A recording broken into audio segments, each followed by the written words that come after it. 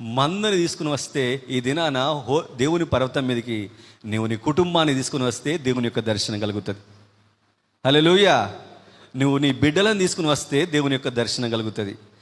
నీవు నీ ప్రక్క వారిని తీసుకొస్తే దేవుడు దర్శించేమంటాడంటే, బిడ్డ ఇది పరిశుద్ధ స్థలము, నీకున్న చెప్పులు విప్పు.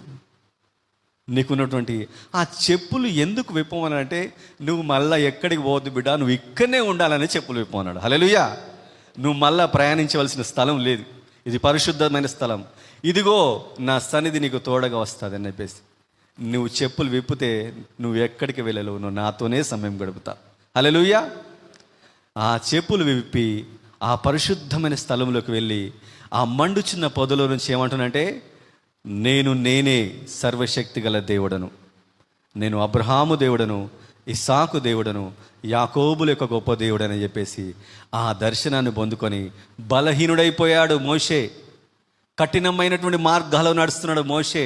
తనను బలపరిచేవారు ఎవ్వరున్నారా? మిద్యాని యొక్క అరణ్యంలో ఎవ్వరు లేరు. ఆ ఇత్రో యొక్క మందను మేపుతూ బాధపడుతూ కఠినమైనటువంటి ఆ బాధల గుండా ప్రయాణమై పోతూ ఎక్కడికి పోతున్నాడంటే, ఒకానొక దినాన ఆ హోరేబు పర్వతం మీదకి వెళ్ళేసి ఆ హోరేబు పర్వతం మీద తాను ఏం చేస్తున్నాడంటే, దేవుని యొక్క వాగ్దానమును ధ్యానిస్తున్న సమయంలో ఆ పర్వతంపై దేవుని యొక్క దర్శనాన్ని పొందుకున్న బిడ్డ తన మందను పట్టుకొని వెళ్ళాడంట. హల్లెలూయా. ఈ దినాన నీ మందను పట్టుకొని దేవుని సన్నిధికి రావాలి.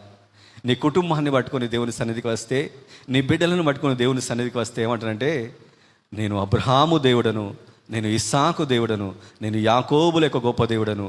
నీవు ఎవ్వరికైతే భయపడి ఈ అరణ్యంలో దాక్కున్నావో ఆ జనము ఎదుట నేను నిలబెడతానన్నాడు. హల్లెలూయా. ఫరోకు భయపడి నువ్వు ఈ అరణ్యంలో ఉన్నావే, ఫరోకు దేవుడిగా నిన్ను మారుస్తాను మోషే, నువ్వు నా మాట వింటావా అన్నప్పుడు, దేవా నిన్ను అత్తివాడన్నా కూడా నీవే నాకు కావాలన్నాడు. దేవుని